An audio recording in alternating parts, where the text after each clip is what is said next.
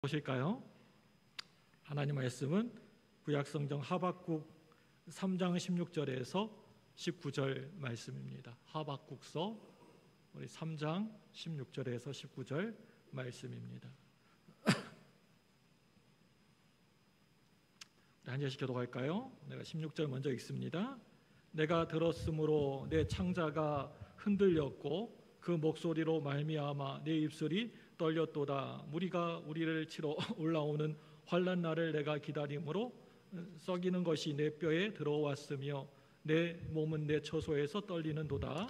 비록 무화과 나무가 무성하지 못하며 포도나무에 열매가 없으며 감람나무에 소출이 없으며 밭에 먹을 것이 없으며 우리의 양이 없으며 외양간에 소가 없을지라도 나는 여호와로 말미암아 즐거워하며 나의 구원의 하나님으로 말미암아 기뻐하리로다.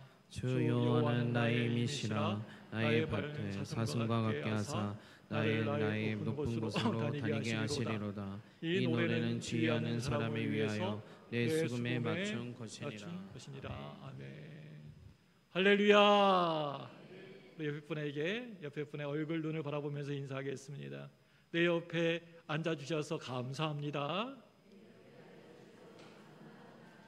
네, 내 옆에 계셔서 영광입니다. 네, 앞뒤로 인사하겠습니다. 내 옆에 계셔서, 내 앞뒤에 계셔서 살만 납니다. 밥만 납니다. 예, 감사합니다. 요즘 절 걱정해 주는 사람이 많이 있어요. 아내도 없고 사모도 없어가지고 목사님 어떻게 잘 계시냐고. 안부가 묻는 게 그거예요. 목사님 뼈밖에 안 남은 것 같다고. 그래서 여러분들이 이제 반찬도 갖다 주고 하셔가지고 잘 먹고 잘 살고 있답니다. 걱정하지 마시고 걱정이랑 그냥 붙들어 매셔요. 아셨죠? 네네, 건강하게 잘 살고 있습니다. 참 감사합니다. 네, 냉장고가 꽉 찼습니다. 지금 뭘 먹어야 될지 고민 중에 있습니다. 참 감사합니다. 제가요 예전 교회에서 이 이야기는 제가 새벽기도 지난주 새벽기도에 했던 얘기인데 다시 한번 합니다. 제가요 예전 설교에서 어느 날 여전도의 설교를 맡은 적이 있었는데요. 그래서 제 나름대로는요 한참을 이렇게 걸려가지고 설교를 정말 열심히 준비해 놓고 막 이렇게 써놓기도 했습니다. 원고를 막 썼습니다. 늘 그렇지만 이 여전도의 설교라는 게 뭐 주제가 정해져 있지 않습니까? 뭐 충성해라, 뭐 헌신해라 이렇게 주로 주제가 뭐 충성, 헌신 거의 이런 주제가 아닙니까? 그렇게 미리 설교를 다 준비해 놨습니다.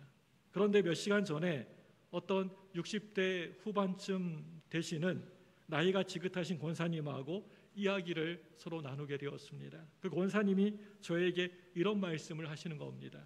목사님, 제가 평생 신용불량자로 살아왔는데 이제 내일 모레면 신용불량자에서 벗어나게 됩니다.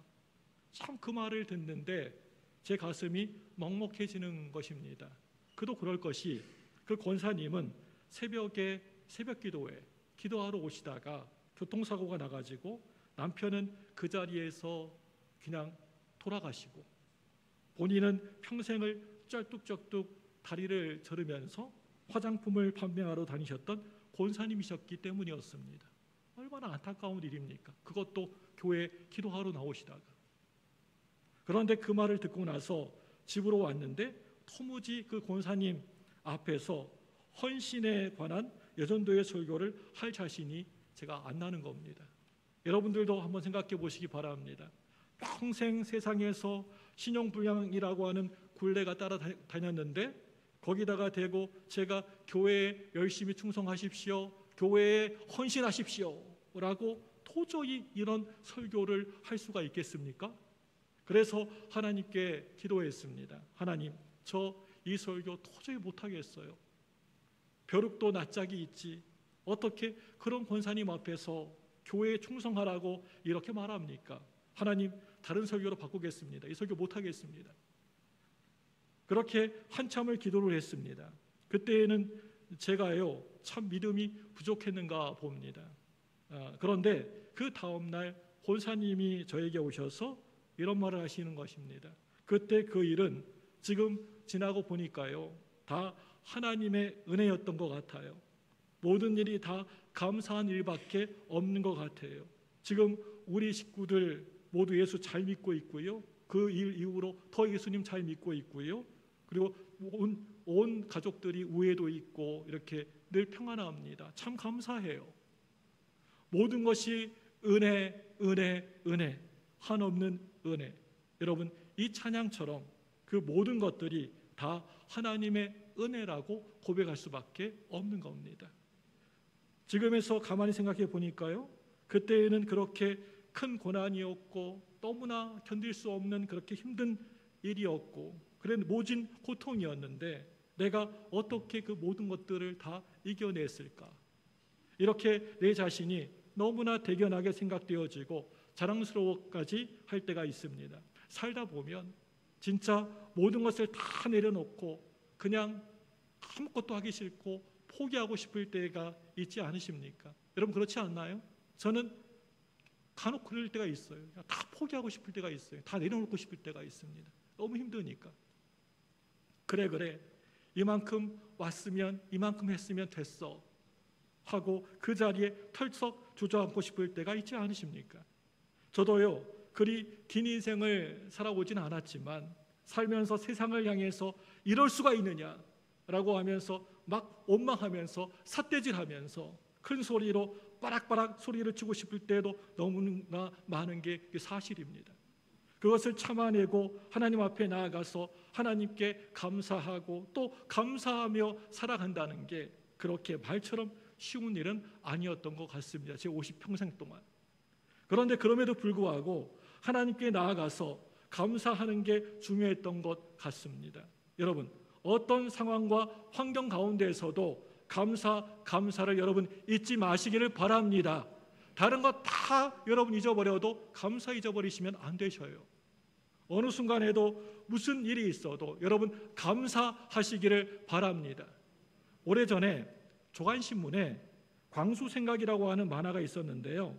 거기에 6개월을 보내고 이제 6개월을 맞이하는 어느 날 이런 만화를 그렸습니다. 한번 화면으로 보실까요? 잘 안 보이시죠? 내가 설명해 드리겠습니다. 뭐라고 써 있냐면요. 생선을 구울 때 절반을 익힐 때까지는 힘이 들고 시간이 많이 걸립니다. 그러나 뒤집어서 나머지 반쪽을 익히는 데에는 시간이 그렇게 걸리지 않고 또 힘이 드는 것도 아니다라는 만화였습니다. 지워주세요. 넘겨주세요. 여러분 이 만화는요 무엇을 우리에게 교훈하고 있는 것일까요? 뭘 말하려고 하는 것일까요? 아까 전에 생선 굽는 거 정말 지난 6개월 동안 정말 힘겹게 어렵게 살아오신 분들이 계신 줄로 압니다. 여러분 중에서요 정말 남모르게 아픔 때문에 울어야 하는 세월을 살아오신 분들도 계시는 줄로 알고 있습니다. 저는요 그런 아픔 가운데 슬픔 가운데 계신 분 알고 있습니다. 그럼에도 불구하고 그래도 지난 6개월 동안 하나님이 붙들어 주셔서 에베네셀의 은혜로 이곳까지 지금까지 오게 된 것입니다. 이제 남은 6개월도 하나님이 붙들어 주셔서 또 승리하게 하실 줄로 믿습니다. 우리 일생 중에서 가장 감사해야 될 때가 여러분 언제라고 여러분 생각하십니까? 언제 감사하게 될까요? 내가 돈을 엄청 많이 벌게 되면 감사할 수 있을 것 같아요? 여러분 내가 돈 많으면 하나님 감사합니다 하고 고백할 것 같아요? 그러면 돈 있을 때 여러분 어떠셨습니까? 돈 많이 있을 때 여러분 어떠셨어요? 한번 돌아보시기 바랍니다. 돈 많았을 때 지금 내가 당하고 있는 그 문제만 어떻게든 잘 해결되기만 하면 감사하고 행복할 수 있을 것 같습니까? 이 문제만 해결하면 정말 감사가 넘칠 거야. 그렇게 생각하십니까? 지금 조금 몸이 안 좋고 불편한데 다 나으면 내가 다 건강해지면 행복하고 감사할 수 있을 것 같으십니까? 그러면 건강하실 때에는 늘 언제나 감사했고 늘 언제나 행복하셨습니까, 여러분? 오늘 하박국을 통해서 한번 알아보도록 하겠습니다. 오늘 말씀의 주인공은요 하박국이라는 선지자입니다. 하박국 선지자는 고난과 고통의 시대를 살아왔던 그런 사람이라고 할 수가 있습니다. 나라가 바로 옆에 있는 그 강대국의 침입을 받게 되었고 전염병이 온 나라에 창궐하고 번져 있는 그런 상황이었습니다. 농사를 열심히 지어놓으면 옆에 있는 그런 나라들이, 강대국들이 쳐들어와 가지고 모든 걸 몽땅 다 그냥 씨도 하나도 안 남기고 몽땅 다 가져가 버립니다. 청년들이 노예로, 종으로 그 나라에 끌려갑니다. 길바닥에서 죽은 아이들의 시체들이 아무렇게나 뒹굴고 널브러져 있습니다. 이런 고통의 시대에, 고난의 시대에 살아가고 있는데 우리 예수 믿는 사람들이, 우리 신앙 있는 사람들이 어떻게 살아가야 되는가? 이럴 때의 기도는 어떻게 해야 되는 것인가? 뭐라고 기도해야 될까? 하나님 앞에 예배는 어떻게 드려야 되는 것인가? 라고 하는 것을 하나님 말씀에 입각해서 잘 가르쳐준 선지자가 오늘 하박국 선지자입니다. 하박국이라고 하는 그 이름의 뜻은요, 껴안는다, 품는다 라고 하는 뜻이 있는데요, 그 이름의 뜻에 백성들이 하나님 앞에서 죄짓고 잘못을 저질렀을 때 다른 선지자들은 백성들을 바라보면서 호되게 꾸짖고 막 책망하고 뭐라고 했습니다. 그런데 하박국 선지자는요, 어떻게 합니까? 저렇게 못난 백성들이 있는 건 바로 나 때문이야 라고 하면서 끌어안아 버리는 겁니다. 품어주는 것입니다. 나라가 참으로 힘들고 점점 기울어져 가고 어려울 때 왕들을 비판하고 욕하는 게 아니고 내가 기도하지 않아서, 내가 하나님 앞에 가까이 나가지 않아서 그런 것이다 라고 하면서 하나님께 두 손 들고 회개하는 겁니다. 문제가 생겼을 때 그 문제를 그냥 끌어안아 버리는 선지자, 시대의 고통과 아픔과 어려움을 내 가슴에 끌어안고 간절히 기도했었던 선지자, 모든 문제들을 다 녹여내었던 선지자, 고통 가운데 있는 백성들을 위로했었던 선지자, 절망 가운데서도 희망을 선포했었던 선지자, 그 사람이 바로 오늘 이 하박국 선지자였습니다. 이제 하박국 3장의 문이 활짝 열려지게 되면 제일 먼저 뭐라고 하고 있습니까? 우리 하박국 3장 1절 말씀 볼까요? 시작. 시기 온 옷에 맞춘 선지자 하박국의 기도라. 여기에서 이 시기 온 옷이 뭡니까?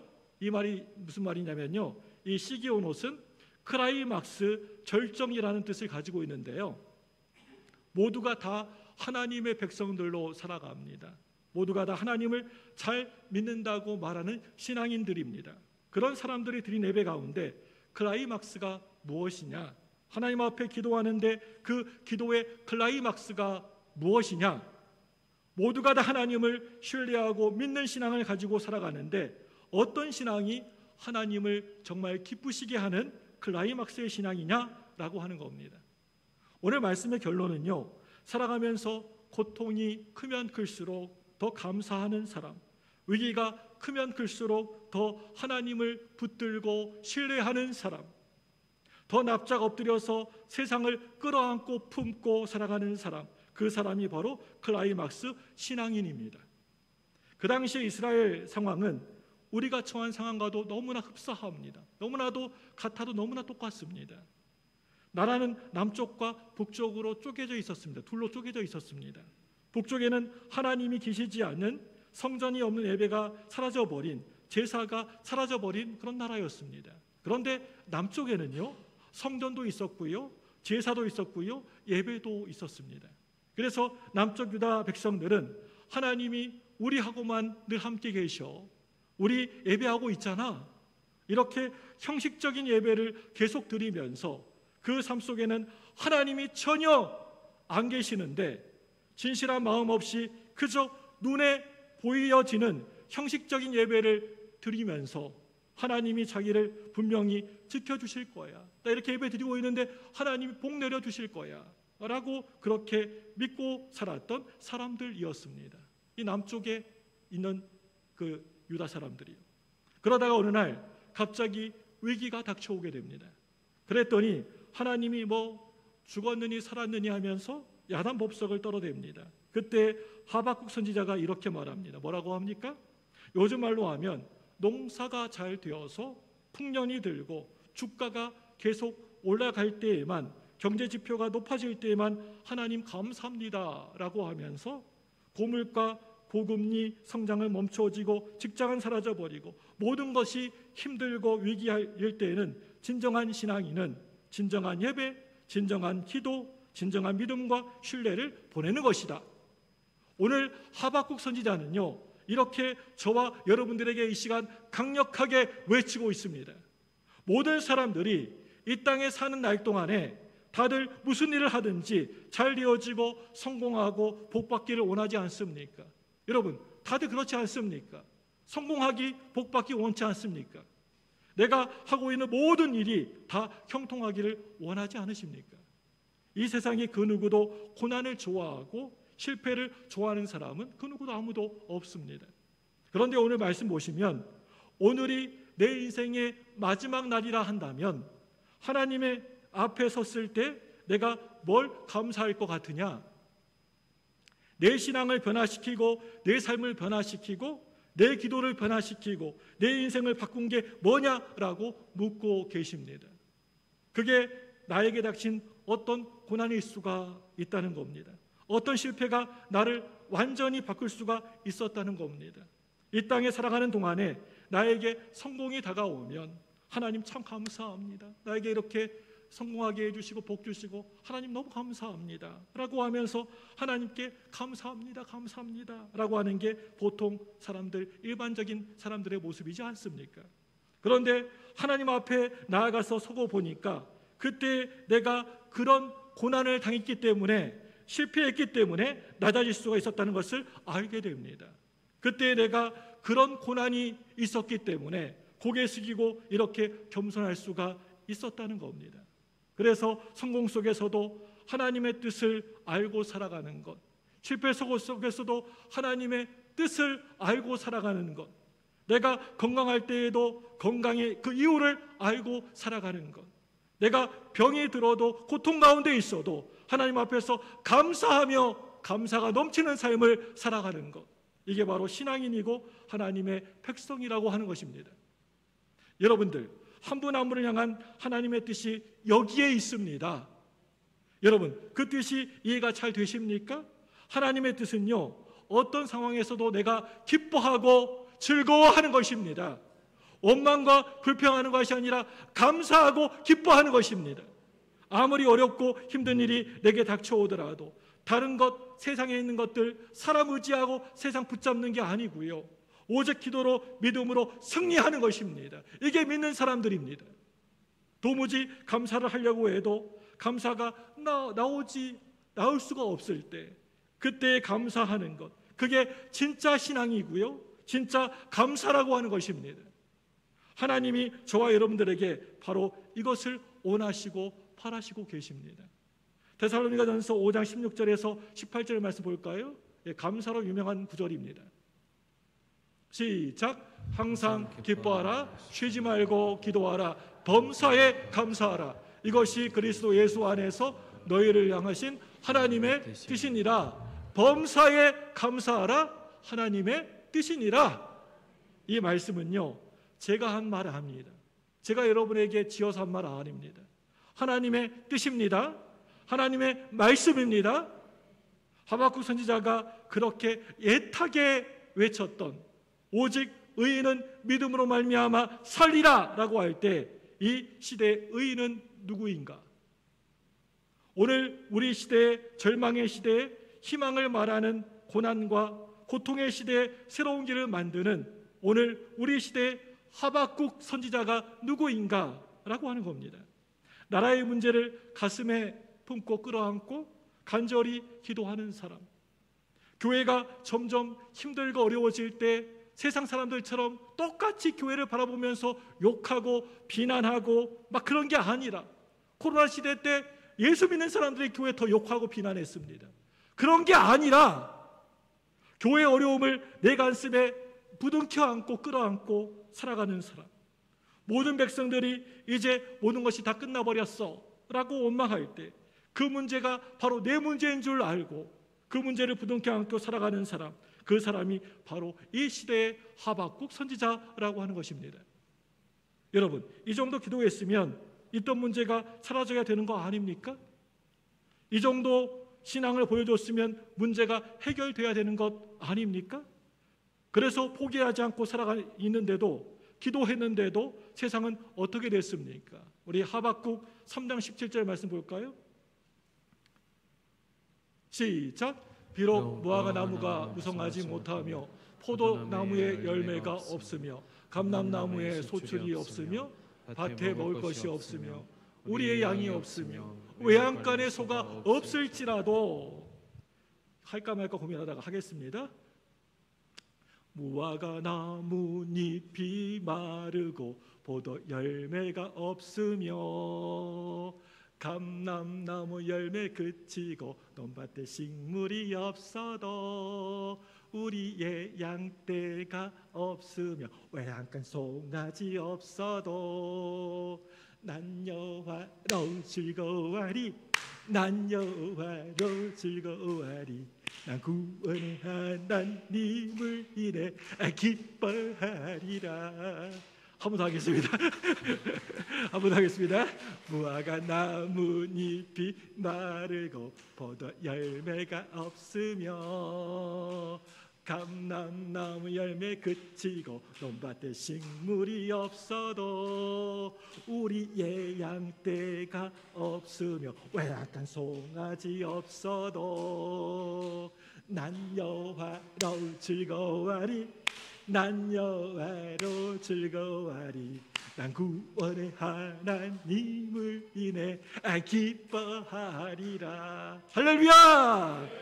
예, 여러분, 이 말씀을 여러분 자세히 보시면요, 마땅히 있어야 될 것들 6가지가 모두 없다고 이야기하고 있는 것을 보게 됩니다. 그런데 어떻게 감사합니까? 이런 상황에서 여러분 감사할 수 있습니까? 무화과 나무 잎도 없고 열매도 없고 포도나무 열매도 없고 감람나무 열매도 없고 뭐 논밭에 양식도 없고 뭐 외양간 송아지도 없고 우리 양도 없고, 이런 상황에 여러분 감사할 수 있습니까? 어떻게 감사합니까? 그런데 아직 하나 남아있는 게 있다고 말합니다. 나를 내 곁을 떠나지 않으신 분이 계시다. 내가 그것을 붙들고 사는 것이 아니고 나를 붙드시는 분, 내가 붙들고 살 분이 내 곁에 계시다는 것입니다. 이 고백을 하고 있습니다. 하박국 3장 18절 말씀에 그 고백이 나옵니다. 18절 한번 읽어볼까요? 시작. 나는 여호와로 말미암아 즐거워하며 나의 구원의 하나님으로 말미암아 기뻐하리로다. 다시 한번 읽어보겠습니다. 시작. 나는 여호와로 말미암아 즐거워하며 나의 구원의 하나님으로 말미암아 기뻐하리로다. 난 여호와로 즐거워하리, 난 구원의 하나님을 인해 기뻐하리라. 할렐루야. 하나님이 살아계시면, 하나님이 나를 사랑하시면, 이 역사의 주인이 하나님이시면 나는 기뻐하리로다. 다른 거 필요 없어요. 하나님이 내 곁에 계시고 나 함께 계시면 나는 기뻐하리라, 즐거워하리라. 나는 기도한다. 나는 범사에 감사한다. 이 고백이 바로 하박국의 고백이었습니다. 이 고백이 저와 여러분의 고백 되시기를 축복합니다. 이렇게 늘 항상 감사할 수 있는 사람, 범사에 감사하는 사람, 그 사람이 바로 이 시대의 하박국 선지자입니다. 걸핏하면 늘 남탓만 해두고 이건 다 박 집사님, 최 집사님, 김 집사님 탓이야, 이렇게 남탓만 해대고 다른 사람을 원망하는 사람이 바로 그 사람이 성경에서 말하는 악인입니다. 막 사람 죽이고 막 때리고 그 사람이 악인이 아니라 남탓하고 원망하고 감사하지 못한 사람, 이 사람이 바로 성경에서는 악인이라고 얘기하고 있습니다. 내가 어떻게 힘들게 살아가고 불행한 것도, 이렇게 힘들게 살아가고 어렵게 살아가는 것도 다 누구누구 때문에 그런 것이고, 내가 실패한 것도 다 아무개 때문이고, 이렇게 세상을 원망하는 게 악인이라고 하는 겁니다. 오직 의인은 믿음으로 말미암아 살리라. 오직 의인은 믿음으로 말미암아 살리라. 여러분, 범사에 감사하는 게 그게 무엇일까요? 어떻게 하는 게 범사에 감사하는 걸까요? 무엇보다도 감사는 우리가 하는 말로 하는 것입니다. 말로 표현되어지는 것입니다. 감사는요. 말은요, 눈에 보이는 품성이고 신앙입니다. 말은 귀에 들리는 영성입니다. 말은 내 신앙의 수준이라고 할 수가 있습니다. 입만 열면 그 사람의 인격이 확실하게 잘 보여집니다. 겉으로는 되게 이쁘게 생기고 잘생기고 멋지게 생겼는데 말만 하면 그냥 쌍스러운 얘기하고 욕하고 그냥 늘 부정적인 얘기하는 사람이 있습니다. 이거 말 보면 그 사람 알 수가 있습니다. 그 사람의 영성이, 그 사람의 신앙이 확실하게 보여집니다. 어린아이는요, 온 세상의 주인이 오로지 나 자신, 자기 자신뿐입니다. 어른이 되어서 자기 중심성이 그대로 남아있는 어린 아이들, 성인 아이들이 있습니다. 이런 사람은 다른 사람에 대한 배려가 전혀 없습니다. 자기밖에 모릅니다. 칭찬이나 격려가 없습니다. 그 사람의 인격에 쓰레기가 가득 쌓여 있으니까 입만 열면 그 입에서 막 악취나고 냄새가 나는 그런 쓰레기가 마구 입으로 쏟아져 나오는 것입니다. 몸에 오로지 상처밖에 없으니까 입만 열면 그 상처가 되는 언어가 막 쏟아져 나오는 것입니다. 그런데 내 품성이나 영성에서 우러나오는 감사의 언어는요, 자신이 변하고 또 듣는 사람을 변화시키고 세상을 바꾸어 살아갈 수 있게 되는 겁니다. 여러분, 행복하게 사는 비결이 여러분 뭔지 아십니까? 말할 때 예쁘게 아름답게 하는 것입니다. 옆에 사람에게 막 욕하고 안 좋은 소리, 기분 나쁜 소리 하는 것이 아니라 예쁘게 아름답게 하는 게 그게 바로 말할 때 그렇게 하셔야 됩니다. 여러분, 말하실 때 말을 예쁘게 하는 법을 배우셨으면 좋겠습니다. 우리 광주무등교회 모든 성도님들은 말하실 때 예쁘게 아름답게 하셔요. 예? 안 좋은 소리 하지 마세요. 오늘부터. 예, 안 좋은 사람 있으면 저한테 얘기하십시오. 500원씩 드리겠습니다. 자, 우리 가정에서, 조별 모임에서, 회사에서, 공동체 안에서 내게 맡겨준 사람에게 말로 예쁘게 아름답게 만들면서 살아가는 겁니다. 누군가를 안 볼 때 욕하거나 비난하는 거 아닙니다. 그 사람만 없으면 막 비난하고 욕하는 사람이 있습니다. 김 집사 있지? 그래? 그런 일이 있었어? 이러면서 막 오줌이 터지려고 해도 일어나지 못해요. 그러니까요. 예, 나만 없으면 이상한 소리 하니까요. 예. 불평이나 원망하지 않은 겁니다. 내 마음이 늘 감사의 마음으로 내가 바뀌게 되면 꼭 말하지 않아도 향기가 드러나게 되는 것입니다. 내 마음이 완전히 달라지지 않으면 대충 한두 번 정도 그 사람 속일 수 있습니다. 약 중에 겉이 코팅된 쓴약이 있지 않습니까? 그 약의 코팅이 벗겨지게 되면 그 안에 쓴물이 툭 하고 튀어나오지 않습니까? 여러분, 존재가 달라져야 합니다. 그 본질이 달라져야 합니다. 근본이 달라져야 합니다. 변화되어야 합니다. 물이 포도주로 바뀌는 것처럼 변화되어야 합니다. 사람이 별로 안 좋은 소리, 나쁜 말을 하게 되면 제일 먼저 자기 귀에 그 말이 들려지게 되지 않습니까? 안 좋은 소리는 자기 뇌에 깊이 각인이 되어진다고 합니다. 그리고 내 마음이 자꾸만 그쪽으로 흘러가게 되는 겁니다. 마찬가지로 좋은 말을 해도 자기 귀에 먼저 들려지게 됩니다. 자기 뇌에 그 좋은 말이 각인되어지고 새겨지게 됩니다. 그리고 그 품성이, 영성이 건강하게 감사로 바뀌어지게 되는 것입니다. 세상 사람들이 이렇게 말합니다. 무슨 말입니까? 우리가 하는 말이 계속 쌓아지게 되면 그게 인격이 되는 것이고, 인격이 계속 쌓아지게 되면 운명이 달라진다고 그렇게 세상 사람들이 이야기하는 걸 들어본 적이 있습니다. 성공한 사람들 살펴보면 그 사람 성공의 언어가, 그 사람 성공의 말이 있고요, 성공의 마음이 있습니다. 그런데 가만히 보면요, 실패하는 사람, 자꾸만 넘어지는 사람들 보면요, 실패의 언어가 있고요, 실패의 마음이 있다는 겁니다. 교회 생활에서도 참 불행한 사람은요, 불행한 언어, 말이 있고 불행한 마음이 있습니다. 우리의 평생의 기도의 제목이 있다면 그게 뭡니까? 내 마음을 제발 긍정적으로 하나님 바꿔주세요. 내 인격을 제발 밝은 인격으로 바꿔주세요. 내 영성이 제발 긍정적인 영성으로 바꿔지게 해주세요.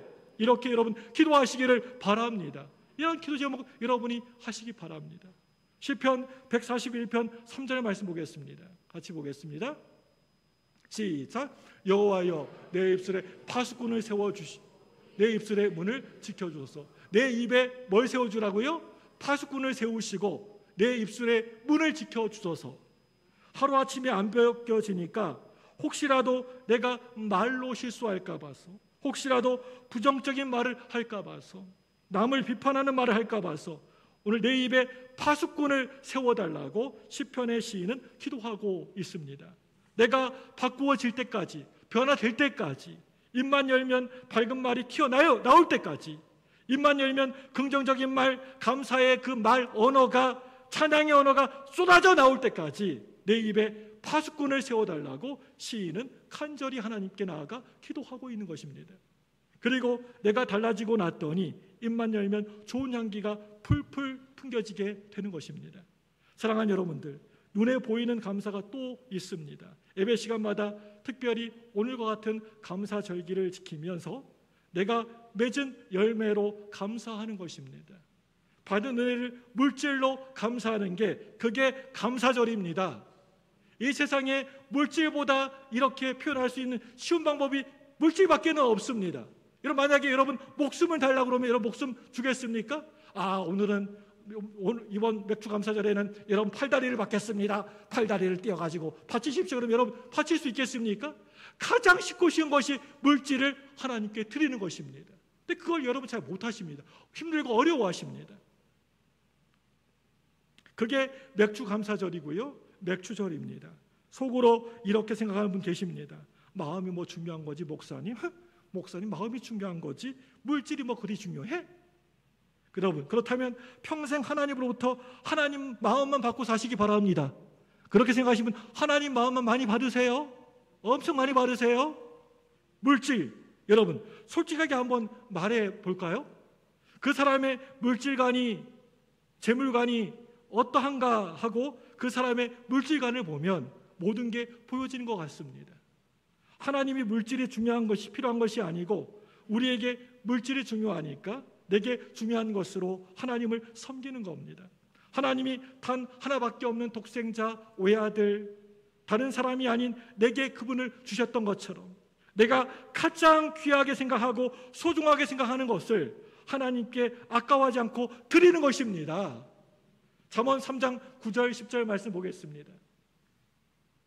시작. 내 재물과 내 소산물에 여호와를 공경하라. 그리하면 내 창고가 차고 내 포도즙 틀에 새 포도즙이 넘치리라. 아멘. 여러분, 솔직하게 우리 얘기하면요, 사실 모든 예배는요 감사라고 할 수가 있습니다. 예배 드릴 때 늘 감사가 동반되어야 됩니다.